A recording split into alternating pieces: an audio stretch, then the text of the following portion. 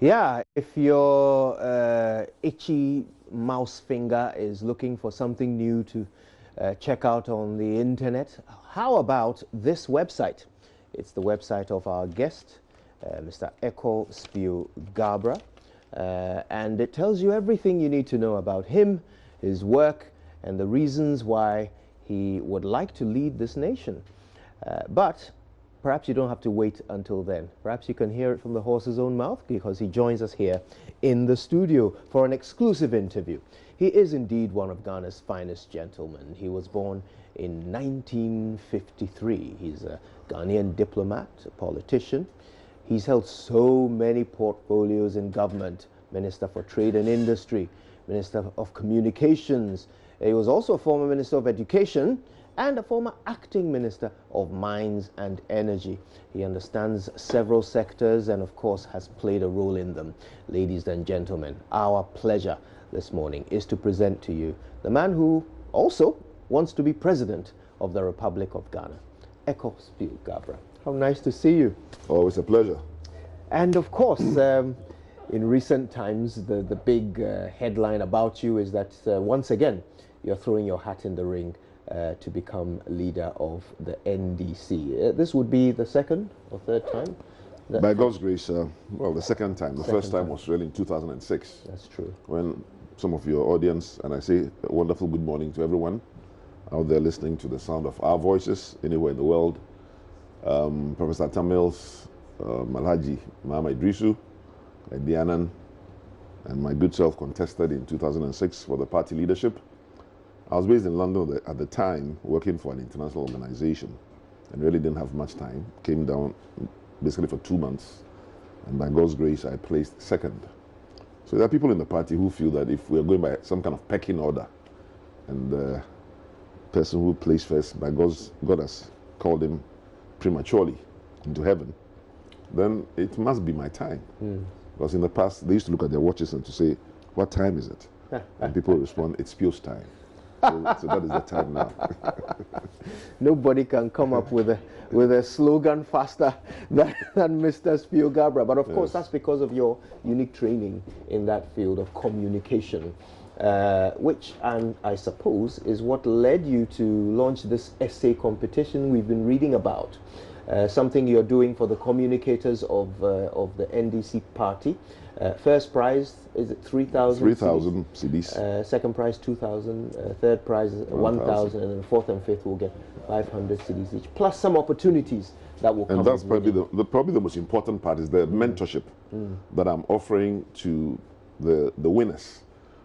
It's not about the money, really, my judgment, but of course some will take the money as the most important prize. I think that most of us and young people, and you may be aware, I also have a mentorship organization where we go into secondary schools and universities and bring a lot of professionals like yourself, Nia D. Clerk, General Mensa. So many people have come, Petra Samoa, have come through the system to have an hour or more with the students and guide them with regards to their career plans and their choice of subjects and many other things that worry today's students, some of whose older brothers and sisters, having graduated, are still sitting at home. So the real prize is the opportunity for me to mentor maybe up to 10 journalists or communicators within the NDC ranks who really want to take up communication as a profession, who would like to know what it takes to end up doing some of the things I may have done. Working in the advertising industry in Ghana, working for the World Bank and the International Finance Corporation, working for the African Development Bank and things like that. If they're interested in those kinds of experiences, there are not too many people in Ghana who can give it to them. So to be my pleasure and my honor to give this prize and the accompanying mentorship relationship to the winners. The original closing date was today. So I would urge all those who are listening to us and who would like to compete, and they must be NDC communicators. 29,000 branches of NDC all have communication officers. And the 275 constituency executives also have communication officers and deputies. And of course, all aspiring regional communication officers and national communication officers and their deputies are also eligible. So sometimes when you go around, you talk to delegates, they worry about the fact that when we've been in power, and even outside of power, we have not done much to strengthen the capacity of our own people and to strengthen the branches and the infrastructure of our party. And this is just one little way in which I am showing my interest in strengthening the party through an area that I have some professional competencies. And I urge other contestants at all levels to also find different ways to strengthen our party structures. People have asked us to extend the deadline just because they didn't get enough opportunity to write their essays. So we may consider sending them a short deadline extension sometime today. Right now, how many entries have you received so far? Several hundred out of the tens of thousands. The literacy rate, I find out also, is not as high and as good as I had thought. And that's another subject matter, because yes, one can communicate in local language in many parts of the country, but sooner or later in this world of information and communication technologies, a good NDC communicator must be able to go online and must be able to source out information and write something once in a while. So we hope to also improve upon that through this and other processes. Now, the essay is supposed to be the answer to a question, which that is basically, why do you think Ekwow Spio-Garbrah would be a good leader of the party and a good president? Right? That is correct, yes. Do you think we know the answer to the question, but I want to see whether they also know the answer to the question or not. But what if... It helps them to know about the candidate. So what if there is a communicator who would love a chance at your mentorship programs or, you know, at the 3,000 cities, but doesn't quite think you would be a good leader of the party? Then he will answer the question, but he may not pass.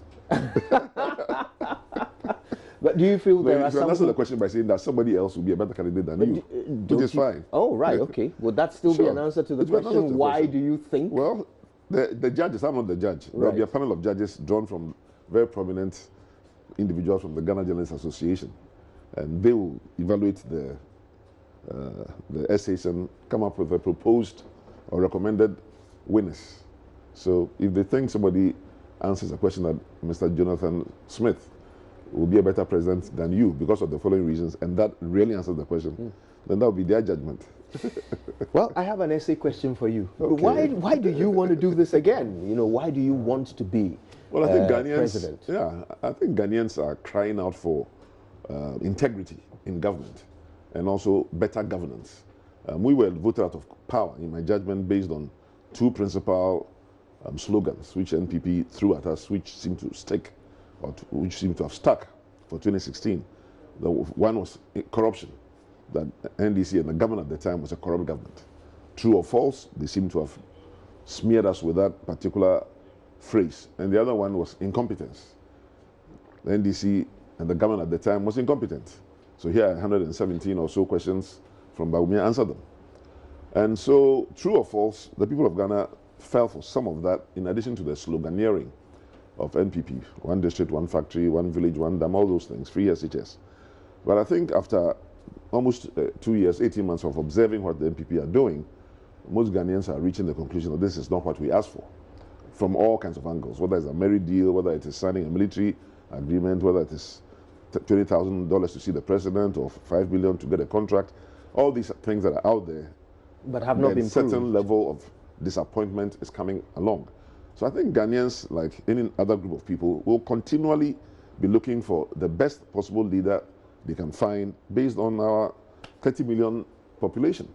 And I think if they're looking for somebody who, certainly in 25 years of public service, there's not been a sniff or a whisper of any corruption allegations against me, and I've certainly not been involved in any financial malfeasance, having been trained in some of the world's most professional organizations, whether it is in the World Bank, the UN system, or the African Development Bank, and also the competencies I hope I've displayed wherever I've worked, whether the private sector, in a university where I started it from scratch, the Middle University, or being a church administrator, a church CEO, or in the financial sector, in the 3 financial institutions I've worked in, and in government, in 4 ministries as ambassador to the United States.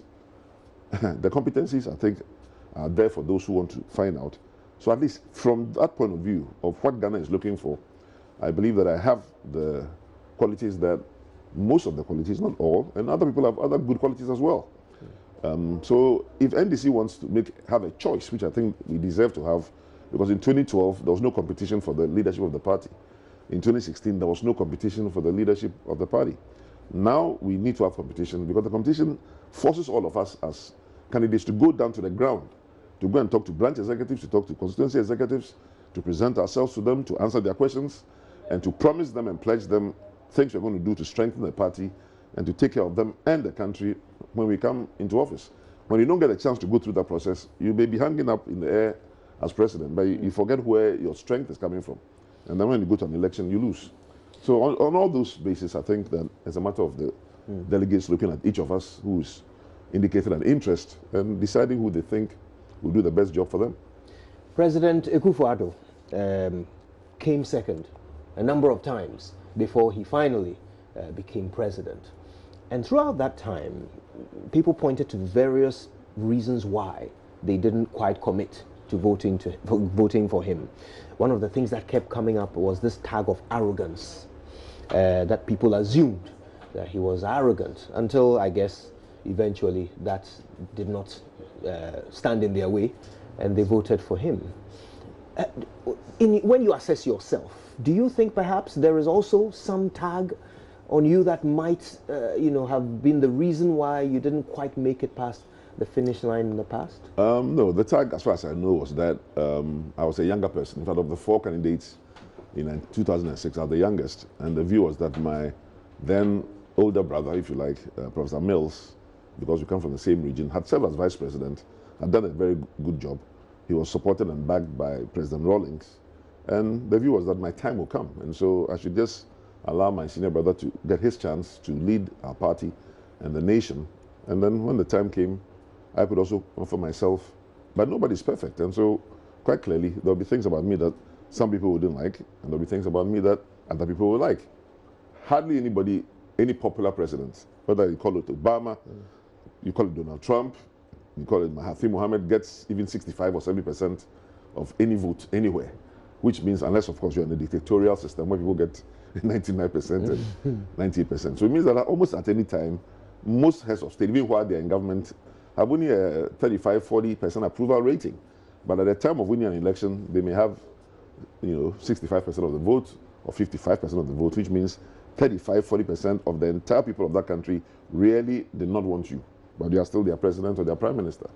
So as to some people not liking anybody at any time, I think that's human nature, and it won't surprise me if there are people out there who don't like me for any number of reasons. As a strategist, I'm sure you've looked into it. What feedback have you got about people's reaction? I'll tell you that some people have just said, well, you are alleged to have said Team B at some point in your life, 9 years ago.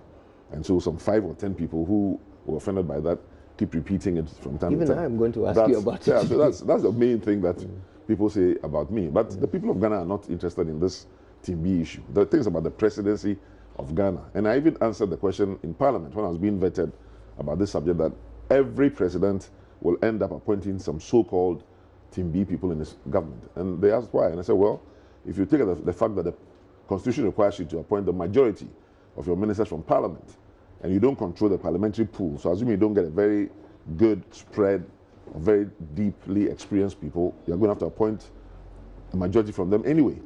Number 2, you have to take into account the constitutional requirements for balance, regional balance, gender balance, ethnic balance, religious balance, even age balance, and even professional balance, because you don't want to have a cabinet of ministers full of doctors or lawyers or full of any one profession. Once you've gone through that whole process, there'll be a few people there who probably need not be there, and they are there not because of their competency, but they're there to make it representative. But if it's inevitable, then why did you have to say it?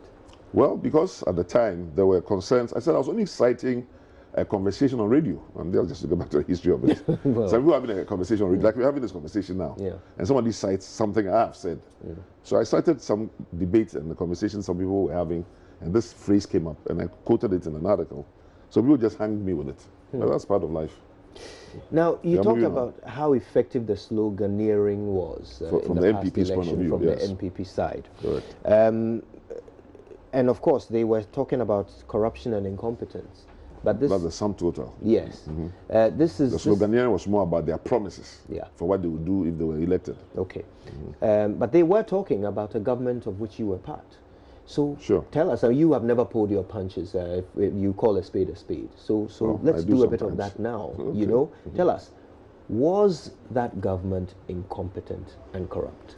I wouldn't say the government of President Mahama that I served under was incompetent and corrupt, especially because the corruption allegations are yet to be proven. But there's no doubt that during that period, there were allegations that involved bus branding or Suba and Jida and Sada and so many things that were cited.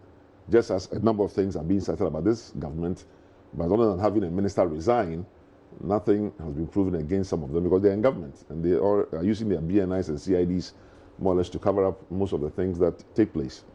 But as far as competency is concerned, a competent government will not have undertaken the massive infrastructure projects that were successfully undertaken under Mahama's administration. So President Mahama deserves that credit for the roads and the schools and the hospitals and so many things that were built under his administration, including even the Commander Sugar Factory, which were initiated before I got there, but which I had the honor and privilege to see it completed, and which this government is doing nothing about. Do you know what they've been doing in the Commander Sugar Factory? Just as a little example. Apparently, after looking for, we left them with about 6 or 7 investors, by the way, one of whom was willing to pay $25 million to acquire 70% of the factory. So to take off the load of the government, literally, and allow us to repay the loan to the Indian government, which gave us the $35 million loan. Which and investor also, was this? Oh, I can't name it. It's a Ghanaian foreign partnership. But there are many others who had shown interest. South African investors, Mauritius investors, Indian investors, British investors in the sugarcane industry in general, and in that factory in particular. And my latest investigation is that, for whatever reason, this government is unable and unwilling to allow any of these people to come and take over the factory or to invest in the Ghanaian sugar industry. So actually, they went and offered it to the people of Commander, that they want to give the whole factory to the Commander people as some kind of a gift. On what basis? And the people said, no, we are not sugarcane factory manufacturers. We don't know how to manage a sugarcane plant, so we don't know what to do with this. I hope this story is not true, but it came from a very, very reliable source, and all the way to the cabinet of Ghana. So, well, if you told us who the investor was, we could then check and see. Oh no, but the Ministry of Trade and Industry can tell you. In fact, Pricewaterhouse is or was the advisor to government on this transaction. We always use advisors. This was not done by my ministry. So if you want to talk to Pricewaterhouse, that may be one way to get the information. I'm sure if you call the Ministry of Trade and Industry, as a matter of public record and as a responsible government, they have to answer the question. You can send them a questionnaire from Joy FM, Joy TV, Multimedia. Please answer the following 5 questions. They have to answer them. It's your responsibility. I'd love to hear it from you. It's quicker and easier. No, I'm just saying that I have heard it informally. I'm not in government. They are the current government. And I'm only saying that if you want an official position of the government of Ghana, that current government, I'm sure you understand, is headed by another person. And it's only fair that they answer what I have only heard informally. So you wouldn't say they were incompetent? But there are things you could have done better. For example, if you said you're going to build 200 secondary schools and you only built 100 and something, somebody can hold you to task for it. If you also said that you don't pay teachers' allowances and nursing allowances and people feel you should have paid it, whether that's incompetence or not is open to judgment, because you can pay the bill and only find that you're in a hole. Just like NPP say we are going to have free SHS, which sounds good, and if you can implement it well without overtaxing people nobody has a problem or who is against education being as free as possible. But people raise the question, why don't you make sure that the primary education level and the junior high school levels are as free as possible or freer? Then you come up to the secondary level. That's what the Constitution of Ghana really requires us to do. But beyond that, if your finance minister, who is the one balancing your books, tells you in cabinet that, look, this free SHS, as the NPP government is implementing it, is going to give us problems financially. I can't balance my books on this basis unless I impose a 10% or a tax on people over $10,000. I impose another tax on people with 3.0 liter cars, and I start to do other unpleasant things. So why don't we allow the parents who can afford it? Because he keeps hearing that from some parents, parent-teacher associations, old school and alumni associations, saying we would like to pay our children's school fees so the children are comfortable in our schools. Because my child may be in a very prominent Ghanaian school, but when I go and visit that child on weekends, I find they are lying on the floor and they don't have mattresses, and some children are, especially girls, are in hostels, 13 to 18 years old, without parental supervision around the school compound because there are no dormitories. This is going to lead to pregnancy and all kinds of problems. We've had some children dying in some schools in Kumasi due to all kinds of health reasons. So the finance minister says we need to fix this and let some parents pay. And then the Minister of Information, or the previous one, says, come on, shut up. This is not for you to talk about. It's Education Minister's responsibility. So this is the chaos in the NPP party and the NPP government, where they are not willing to face the music and the reality of the incompetence, of the manner in which they've come about with a policy that on the surface sounds okay, but then the proof of the pudding, as they say, is always in the eating. And in the eating is what policies have you put in place where the Education Management Information Service, which came about during my era almost 20 years ago, Ministry of Education, they have the statistics and the data on the national population, on the growth of the population, on the different demographics, how many people will be passing exams, how many people will be coming to the schools over a period of years. You can do projections, and you can tell last year whether you're going to need a so-called multi-track, multi-shift, multi-this system or not. All that could have been planned before the free SHS was started. But these guys just waded into the ocean, then found out, wow, there are sharks and whales and fishes all around us. What do we do? How do we bail ourselves out? They say, multi-track, okay. Well, what does multi-track mean? Let's go and think about it. We can see they are struggling and making, makeshift solutions as they go along. And this is there an alternative? I mean, could they have done something other than that? There are many things they could have done, which is, you said you're going to bring free SHS. You didn't promise the free SHS in your first year of administration, as far as I know. We will bring free SHS during the period of the NPP administration.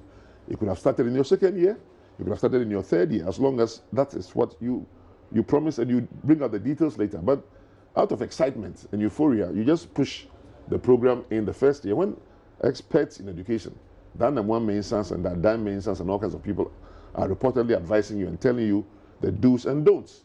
When I was Minister of Education, almost 20 years ago, I went back and looked for all ministers of education who had served Ghana since Kojobo Show in the 1960s and told them, please, I'm here, I'm new on this job. If any of you want to advise me, feel free to come and advise me. Even be willing to join me as a ministerial advisory council. So I wouldn't repeat mistakes somebody did in 1975 or 1968, because the Ministry of Education had tons of reports of committees that had looked into all kinds of things, including funding for education. It is through those reports that I was reading and the fact that previous governments have always worried about how to fund education that I ended up leading the creation of the Ghana Education Trust Fund, which is a long-lasting institution that 20 years later is still generating $200 million or more, depending on the VAT rate, for the Ghanaian economy. But why wasn't this before? And in fact, the same education minister, the same finance minister, I think, or maybe the education minister, talked about establishing a special fund last year for parents who wanted to help their children's education to pay into it. I was wondering what? Finance minister, sir. If you heard it. Now, what has happened about that fund? The GET fund could be the source of collecting such money if they wanted. Because the GET fund law deliberately left open space for other bodies to contribute to the fund other than the value of the tax. Indeed, I even offered them free consultancy services when I was in opposition in 2001 and 2, GET fund. And they told me to my face at the board meeting, you are an NDC member. If we give you this consultancy service, even though it was free, our government to be angry with it, NPP government. I was amazed. That's when I decided that I might as well leave the country and go and work outside. Isn't that how politics is in Ghana? It doesn't have to be that way, because at the end of the day, we are all Ghanaians, and especially when somebody wants to offer you free service. And I even said I'll raise additional funds from them, from a whole lot of places around the world that I had suitable contacts. And if they wanted, they could compensate me on a performance basis. If I brought you $100 million and wanted to pay me, why? Then we talk about it. They didn't even want to listen to that. But I understand, yes, the political party system that we've inherited from the Western world gives us the impression that at any particular time, less than 50% or maximum 50% of the good people of this country should be rowing the national boat of development. So the other 50% should sit aside and watch, or actually be rowing backwards. As 50%, which is the government in power, are rowing forward, another 50%, which is those in opposition, should be rowing backwards. And Ghana cannot move forward that way. And so there are some fundamental issues regarding both our constitution, the kind of governance systems we seem to be embracing, which is not allowing us to move forward. You can get knowledge from your opponents without giving them appointments. It's the appointments area where your people will fight you. Hey, we fought for you, so why are you appointing Mr. So and so as Deputy Governor of the Bank of Ghana or Deputy Director of something? But there are numerous ways of networking knowledge. And so one of the things I intend to do as president of Ghana, which I've already begun, is to create networks of knowledge. There are more than 2 million Ghanaians in our estimation who live outside the country in the diaspora, who have become experts at almost every subject you want to talk about, whether it's aeronautics, whether it is quantum physics, whether it's artificial intelligence, robotics, agronomy, whatever, and who are not part of our economy because they are working in Australia, working in New Zealand, working in Brazil, or wherever. Having diaspora conferences is just one way to get them to show their interest in Ghana. But not every one of them wants to come to Ghana. Many want to continue to live in Finland, but contribute their knowledge to Ghana. Some want to live in Canada and contribute their knowledge to Ghana, but nobody is doing anything about it.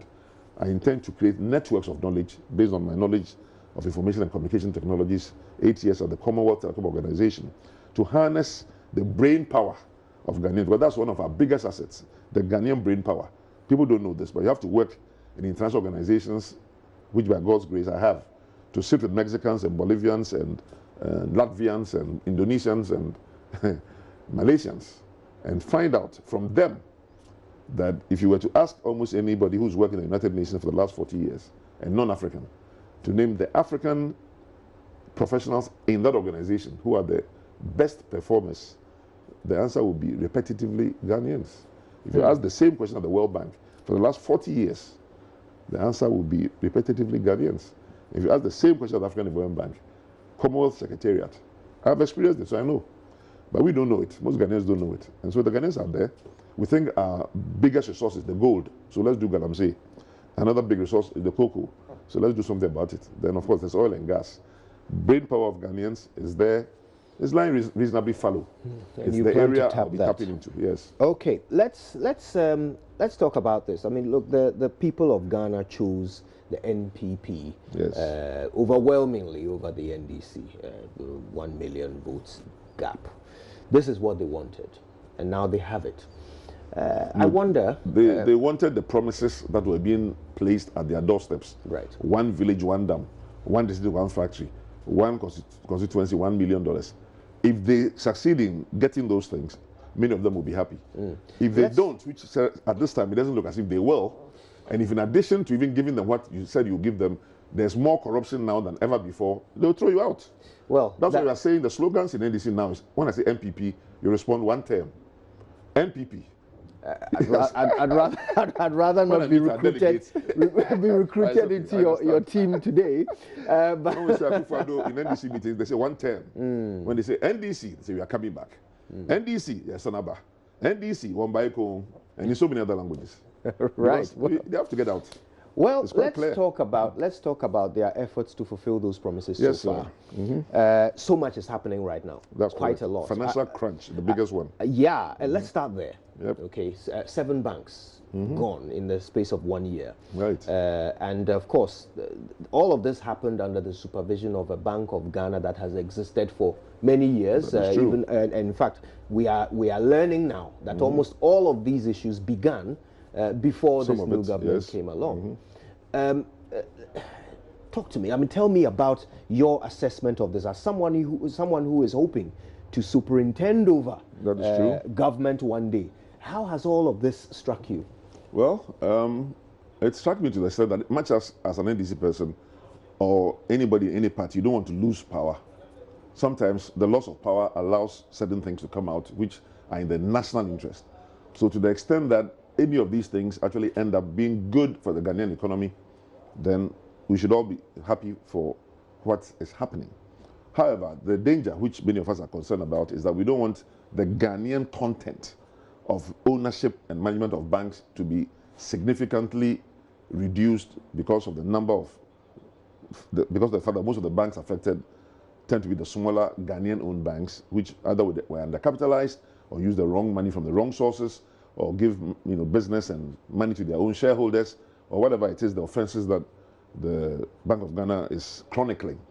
But the effect of it for now is a serious credit squeeze. So maybe a few months from now, when we start getting reports from the Bank of Ghana as to credit availability during this past quarter, and maybe for the next quarter, we'll see that there would have been a dip, because first of all, the banks that have gone under cannot give any credit to anybody. There's Consolidated Bank Ghana Limited or whatever that is taking over their assets and also possibly their liabilities. But the effect that even the existing banks that are not under, consolidation are also becoming more cautious in their credit allocation and in their lending decision making.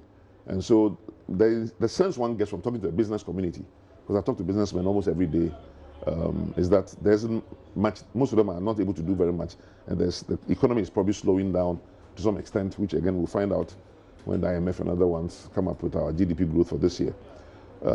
But the financial sector of any economy is the bloodstream, if you like, of that body. And when the bloodstream is poisoned, whether it's by cancer or by any other diseases, it tends to affect the whole economic performance of that country. I have never believed that Ghana needs 30 universal banks. Never believed it, and never will believe it. I'm not even sure that Ghana needs more than 10 universal banks. And big countries like South Africa, and recently Nigeria, another much bigger country, Ethiopia, you won't find that many banks there. In fact, mainstream banks in South Africa, I think about 4 or 5. Mainstream banks in the UK, about 4 or 5. And so the key has been to have banks that have the muscle and the financial wherewithal to provide credit at a lower cost of capital than has been the case in the past. I'll quote the phrase of a famous banker, Edmund J. Safra, who I think was the founder of the Bank of New York or the Republic Bank of New York, one of the two. He said, if you should choose to sail upon the seas of banking, build your bank as you would your boat, strong enough to withstand the roughest seas. Edmund J. Safra, a very, very famous phrase that is on the wall of his bank in New York. And so banks have been built in Ghana not very strongly, not with the adequate capitalization. But it is better to have 10 very, very strong, highly capitalized, resourceful banks able to provide lending of 500 million, 1 billion to the kind of projects that are coming up in Ghana these days. Oil and gas projects need a lot of money, mining projects need a lot of money, and invariably the money gets from outside.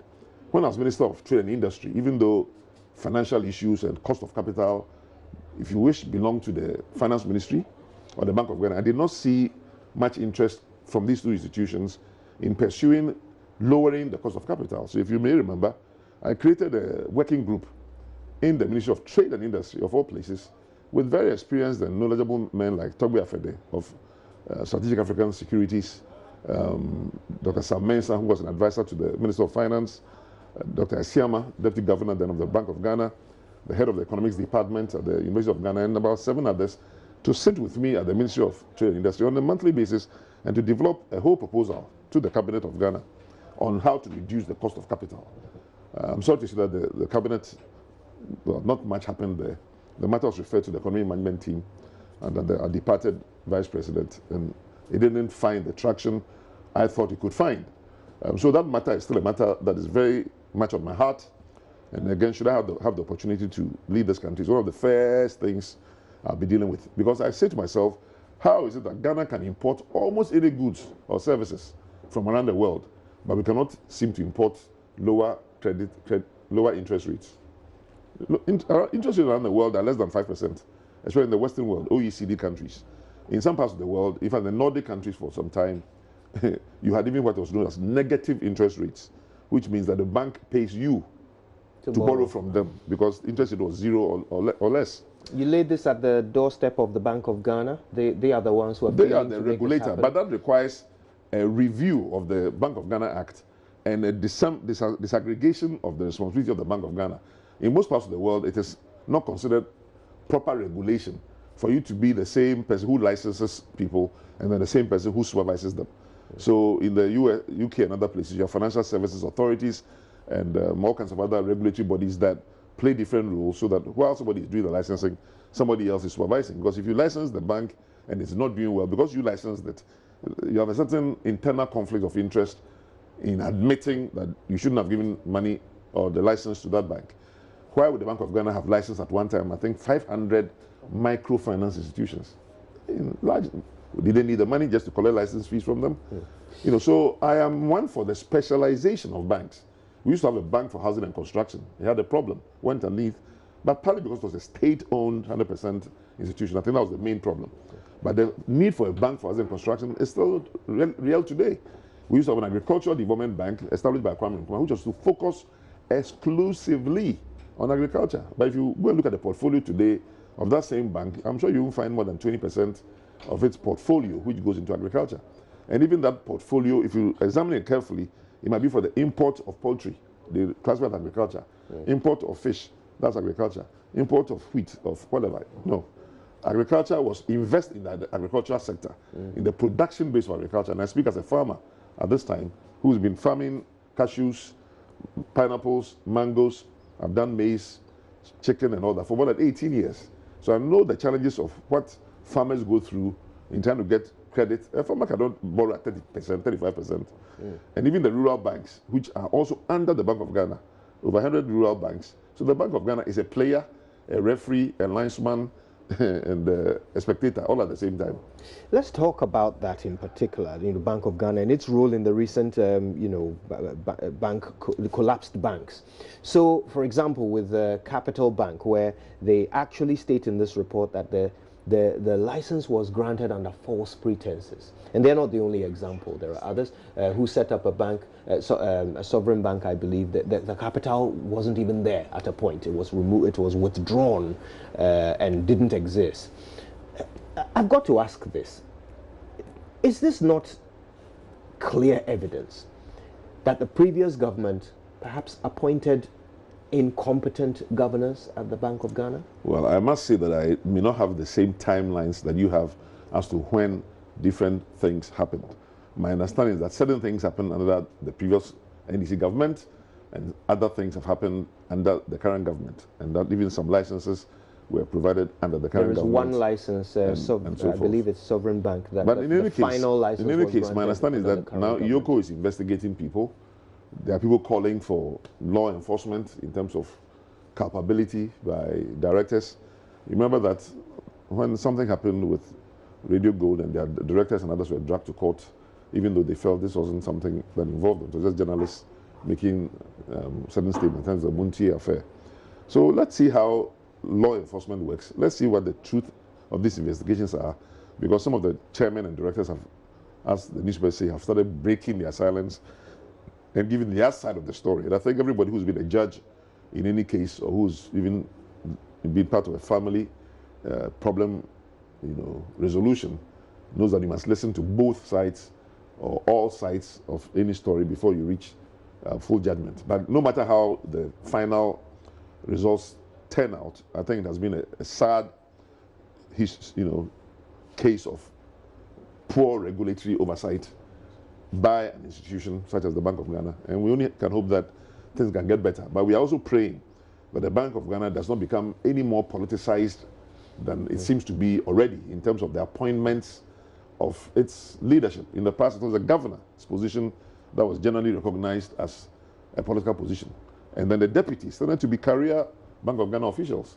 But this government has removed 2 deputies who had been at the Bank of Ghana for many years. At least one had even probably gone past 20 years. And then I've brought in people who are also new and fresh, either to the Bank of Ghana and in some cases even to central banking. So you may think you've replaced bad people with good, but then we'll only have to find out in a short time whether those who have been replaced, as happened also at the Electoral Commission, are any better than those who left. Right, okay, so you talked about some of the directors and so forth and breaking their silence. The most recent one being Dr. Mensah Otabil, who put out a statement yesterday. You're a communications expert. Tell me, I mean, if you were advising Dr. Mensah Otabil, would you have changed anything about this statement? What you forget is that I worked also for a church. I was a chief executive officer of one of the largest churches in Ghana. Right. So even more locus to discuss this. No, so what happens is that, you see, I don't know whether he was speaking entirely and exclusively as a chairman of a bank without reference to his religious status, because men of God, as you know, hear from God. So they communicate at a much higher level of, But as a communications expert, ordinary mortals. So if his message, but all of us will consume it, and from intensive meditation and fasting, then you have to take it from that point of view.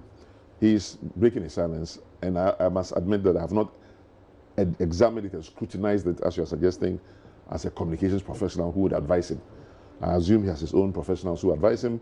If this is what they ask him to write, and if it works for them, then so be it. If the Bank of Ghana, I don't know whether they wrote it to the Bank of Ghana or they wrote it for the general public consumption. So that's, again, one of the things you'll have to know before you can comment on this. I assume they're having direct correspondence with the Bank of Ghana.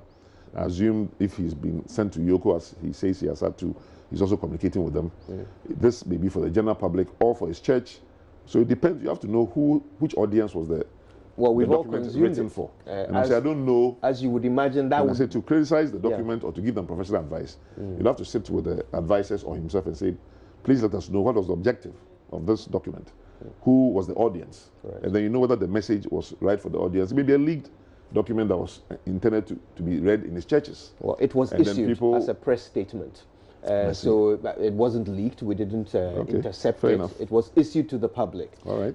And among other things, he says that he was an executive director. He wasn't involved in the day-to-day. I thought he said it was rather a non-executive director. Thank you. Non-executive. Thank you for the correction. He was not a day-to-day person. Yeah, so he wasn't chairman of the board. Yes, making day-to-day decisions. But he was the chairman of the board. You know, when I was made a member of the board of Telkom South Africa, appointed by the South African government, and also Vodacom, we were taken for board governorship training at the Gordon Institute in the university in Johannesburg, the entire board. And we sat there for almost a month of training. It may be that many boards in Ghana in general, and even bank boards, don't get the training they need or they deserve or require to do a good job. Secondly, there's a whole big question in my mind as to whether anybody without any banking training and any prior experience of banking should ever chair a board of a bank. I don't think in most jurisdictions around the world, people without banking experience, it's not the kind of institution that anybody can chair. It's not just a media house or and fuel and oil and gas company or a manufacturing enterprise. Banking is a very, very technical field which requires very specialized skills and knowledge. So it may be that one of the recommendations that people might make to the Bank of Ghana is to review the backgrounds of people who chair boards and tighten the screws in that area. Well, I am very interested in getting your knowledge on this one, because as a communication strategy, would you say that seeking to distance oneself from the outcomes we are now seeing, in this manner, by suggesting that he wasn't involved in the day-to-day activity, by suggesting that, as far as he's aware, the decisions were, aimed at positive outcomes, and that he is praying for those who have lost their jobs. I mean, as a communication strategist, again, you're putting me in the state of being an advisor to a client who hasn't hired me. Because just as you also didn't want to repeat the NDC songs. Today your clients are our audience. They want to know what you think. As a professional communicator, before you start advising somebody, you need a whole lot of information. You have to do a lot of research on the subject, have a lot of facts before you start advising. But to give you some very general comments, when I think it was Shell, or one of the big oil companies, had a huge spill somewhere in the United States, the chairman of the company attempted to distance himself from the exercise for quite a while. Eventually, I think he or somebody ended up resigning his position, because the view at the time and in public relations and communications practice is that taking responsibility as early as possible for any crisis situation is one of the critical ingredients of leadership of any institution, whether it is the CEO who should have taken the responsibility, or in the case of the NDC, for example, the former President Mahama said he takes responsibility for the loss of our elections. But he's going to run again. He hasn't announced it, but if he does, well, the delegates will ask him when he goes around the country. They talked to me when I went to Ashanti region recently, and if we have time, we can get into that. What happened, and what role did he play, and how did he help the party while he was in power? Many, many questions they have for him if and when he chooses to go around. So a general comment is the importance of accepting responsibility. But I think part of the message that you have recited maybe was his desire to also empathize with customers and depositors who may have either lost money or been caught, or maybe caught in that area. He may have felt. If you said it was through prayer, maybe that's what the prayer point was to him. That please empathize with the staff and the customers. Right. Okay. So let's end with what is about to happen in December, Yes, sir. where you, of course, have thrown your hat into the ring. Now, we have heard from all indications from all of those who support the former president that he's likely to be on the ballot that day. That'll be good. First of all, being the one with the most experience as a president, Sure. and the one who has arguably the biggest profile in the minds of Ghanaians. Okay. Honestly, is there any reason why delegates would choose someone other than former Many President reasons. Mahama? Many reasons. First of all, he lost an election, and so the reasons why we lost that election is important because we don't want to go and lose another election based on the same factors. So people would like to know what has changed, either around him in terms of the team of people that he uses, or in terms of his strategy, or in terms of his thinking. What is he going to say different? We didn't have a message. I tested 58 communication officers from the Ashanti region just last week, Friday. They were having their own seminar and workshop in Kumasi. When I arrived, I was told about it. I went there to have an indication conversation with them and asked them a lot of interesting questions. I said, what does it mean? Does anybody know the meaning? Nobody knew the meaning. I asked them many other things, including what was our message for the delegates, for the electorate in 2016. Because I asked them about the NPP'S messages, and they were able to recite the one district, one factory, one village, one dam, so and so. As about the NDC's messages, 58 communicators from all constituencies in the Ashanti region. They didn't know. Nobody could answer the question. What was our message? But we were supposed to have had a message. There was a big manifesto with big English, but it had not been broken down into digestible portions. There were no slogans in it that they could remember. We had a green book which talked about our past achievements. We built so many schools, so many bridges, so many so and so. Wonderful book of President Mahama's achievements. But that was not what the electorate was looking for. The electorate was not looking for what have you done for us during the 2012 to 2016 period when you were in office, when we paid our taxes to you, when we allowed you to borrow money from all over the world and to do what you aspired to do as a government. The electorate wanted to know, if we vote you into power in 2017, 2016, what will you do for us from 2017 January to January 2021? For that very important question in the mind of the electorate, NDC had no answer in 2016. Are we going to have an answer for 2020? So those are the kind of questions that those who led us into total disarray will have to answer. But there are people who are also saying, well, President Mahama served one term. He has only one term left. Are we as a party going to invest all our time, our money, and our energy and our resources into electing anybody who's served one term and has only one term left? Or should we invest our time in another candidate who could serve 2 terms? And if you ask any businessman, if I give you 1,000 cedis and you can make 1,000 cedi profit, but I also give you 1,000 cedis, but you can make 2,000 cedi profit, which of these 2 investments would you like to make? The answer is in the audience. So let's same energy, same time, same effort, you get 1,000 cedis. Same energy, same time, same effort, you get 2,000 cedis. Which do you prefer? That is one of the major questions to be asked on December 7th. Let's imagine a scenario where, for a reason you haven't foreseen, John Mahama actually wins the primaries in December. If he approaches you to be his running mate, will you accept? I hope you ask him the same question when he comes here. John Mahama and I are very good friends, which I hope everybody knows. And one of the things I keep telling the delegates is that nobody can tell me he loves John Mahama more than myself. He was my deputy once. We worked very closely together. When he became president, he could have left me alone at the African Development Bank, where I was doing very well in Tunis, Tunisia. He asked me to join his government. We worked closely together. So I'm happy to work with him in any of the permutations that you are speculating or I am speculating for the interest of Ghana. At the end of the day, it's about what will strengthen NDC as the party that I belong to and what will strengthen Ghana. But the scenario you are painting is not what is likely to happen.